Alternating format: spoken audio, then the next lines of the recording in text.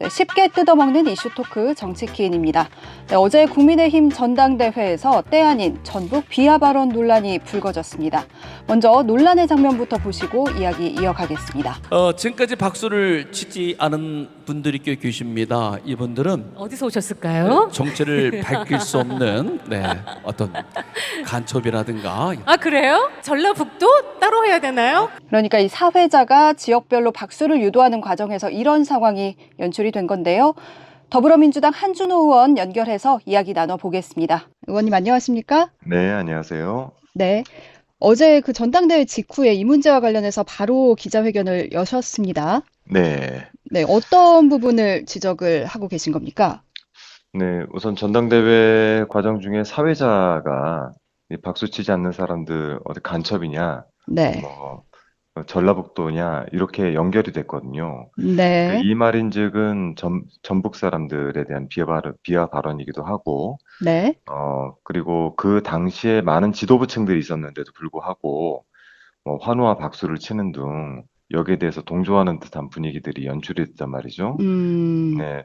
그래서 저희가 이제 이 부분에 대해서 보통 이런 이제 사회자의 문제가 생기더라도 당을 대표하는 전당대회가 열리고 있는 상황에서는 되게 당 지도부나 대변인들의 그 사과가 이어지기 예. 마련인데 예. 여기서는 마치 사회자의 잘못인 것 마냥 음, 살짝 덮고 가려는 모양새를 띠고 있었습니다. 네. 그래서 여기에 대해서 국민의힘 지도부층에다가 사과를 요구하고 있는 것이죠.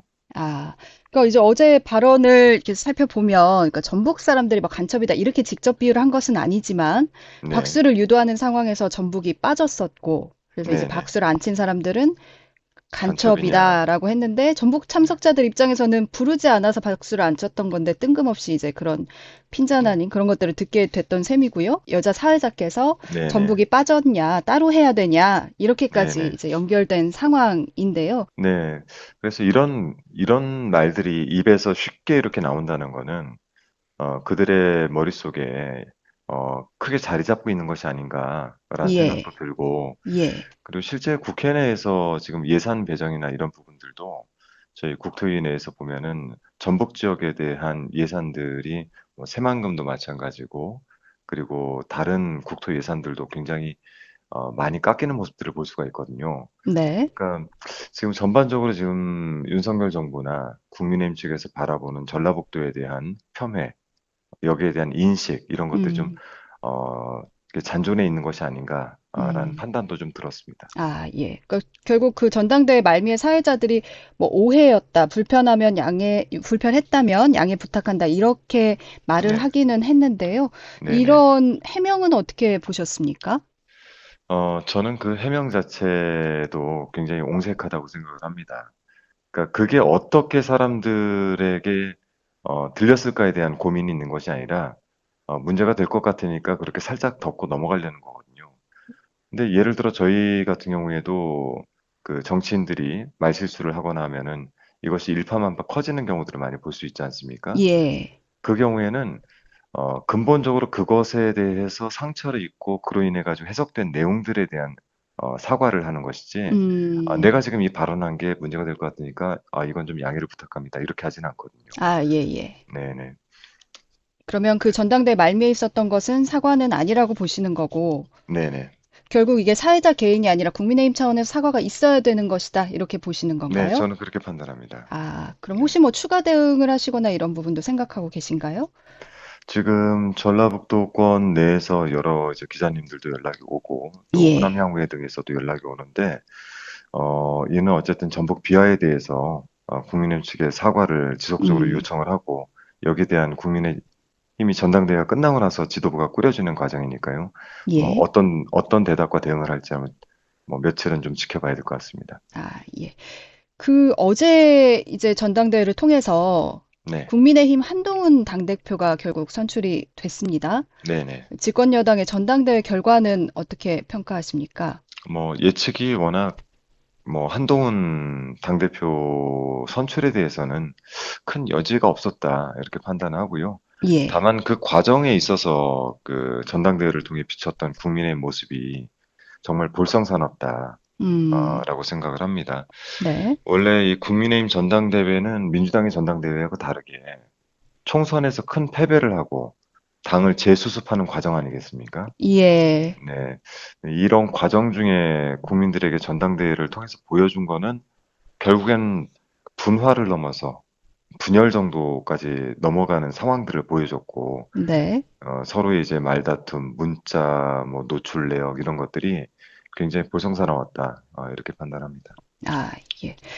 그 한동훈 대표가 결국 뭐 최상병 특검법에 대해서도 제3의 안을 내놓은 상황이고요. 네네. 그리고 이제 김건희 여사 수사에 대해서도 약간 전향적인 듯한 발언을 내놓기도 하고 그랬는데 네네. 이건 어떻게 좀 예상을 하십니까? 한동훈 이제 당 대표죠. 한동훈 대표 입장에서는 키가 본인 손에 쥐어진 겁니다.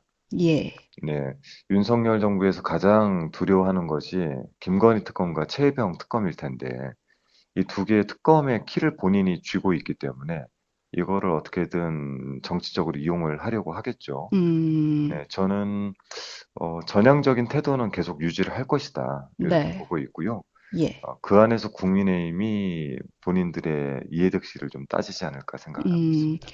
결국 이제 민주당 차원에서는 최상병 사건에 대한 진상 규명, 뭐 네, 김건희 여사와 뭐 윤 대통령과도 관련 있는 정황들이 나오고 있기 때문에 이 부분에 대한 규명을 지금 요구를 하고 계신데 네네. 이런 이제 본질적인 목적에 대해서도 한동훈 대표가 뭐 그 전향적인 모습을 보여줄 거라고 보십니까?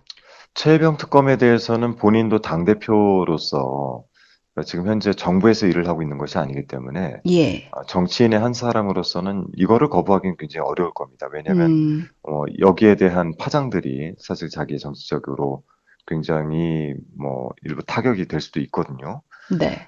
그래서 최혜병 특검에 대해서는 제가 볼 때는 특검 안에 대한 협상 정도는 있을 수 있다. 음, 하지만 이거를 거부하기는 쉽지 않을 것이다. 이렇게 판단하고 있고요. 아, 예. 네, 다만 이제 김건희 특검에 대해서는 본인과 김건희, 그러니까 대통령 부인 김건희 씨와 또 대통령과의 관계가 있기 때문에 네.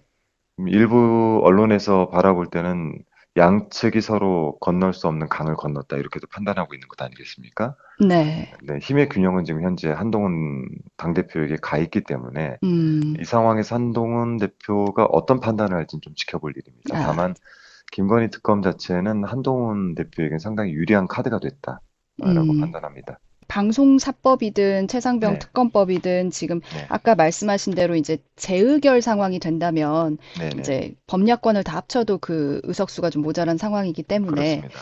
이런 부분에 대한 돌파구 어떻게 마련해 가야 된다고 어떤 전략으로 가야 된다고 보십니까? 네, 우선 이제 국민들의 정서상 높은 지지를 받고 있는 법안의 경우에는 한동훈 당대표 체제에서는 협상이 충분히 가능하다라고 판단을 하고 있습니다.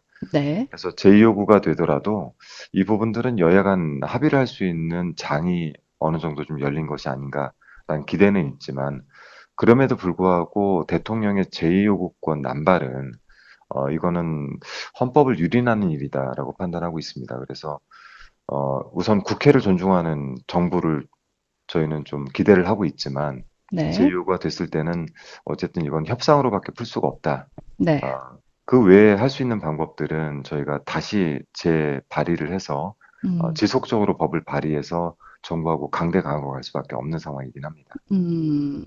그럼 여러 가지 뭐 한동훈 대표의 대응이나 이런 것들을 지켜봐야 하겠다 네네. 이런 말씀이신 거죠. 네네. 당대표의 첫 번째 메시지라든지 그리고 저희 전당대회가 끝나고 나서 양측 당대표의 뭐 회담, 회견 이런 것들을 좀 함께 지켜볼 필요가 있을 것 같습니다. 네. 그러니까 민주당도 전당대회가 진행 중인데요. 네네. 최고위원도 출마하셨잖아요. 네네, 뭐 그렇습니다. 앞서 말씀드린 여러 가지 국정 현안들이 사실 산적해 있는 상황인데 이 네네. 시점에서 왜 한준호가 되어야 되는지 네. 한 말씀 해주시죠. 뭐 이제 어쨌든 전 주권에서 연락을 주셨으니까 예. 보통 한 세 가지를 말씀드리는데 네. 첫 번째 저는 지금 현재 전당대회에 나와 있는 최고위원 중에서 네, 굉장히 젊은 축에 속합니다. 네. 그러니까 전당대회는 당의 미래 지도자들을 육성하는 과정 중에 또 하나이기 때문에 예. 당의 미래 지도자 육성 측면에서 꼭 이번 전당대회에서 제가 들어가야 된다는 생각을 가지고 있고요. 예. 두 번째는 전라북도 측면에서 봤을 때 민주당의 뿌리가 전라도임에도 불구하고 자력으로 최고위원을 배출한 지가 상당히 오래됐고요. 네. 특히 전라북도는 전무한 상태입니다. 그래서 전북 출신으로서 지역의 정서와 또 호남의 뿌리, 이 전북의 정서를 담기 위해서 꼭 들어가야 된다는 생각을 가지고 있고요. 그리고 하나를 더 말씀드린다면 이번 지도부 자체는 4기 네. 민주정부를 이루기 위해서 만드는 사전 단계이거든요. 예. 그중에서 특히 저희가 검찰개혁과 언론개혁 이 두 가지 파트를 굉장히 중요하게 여기고 있는데 그 중에 하나인 언론개혁 부분에 있어서는 제가 당내 전문가로 꼽히고 있어서 이 부분들을 제가 잘 쌓아나갈 수 있는 적임자다 이렇게 판단하고 있습니다. 아, 예. 잘 알겠습니다. 네, 의원님 오늘 말씀 여기까지 듣겠습니다. 고맙습니다. 네, 고맙습니다.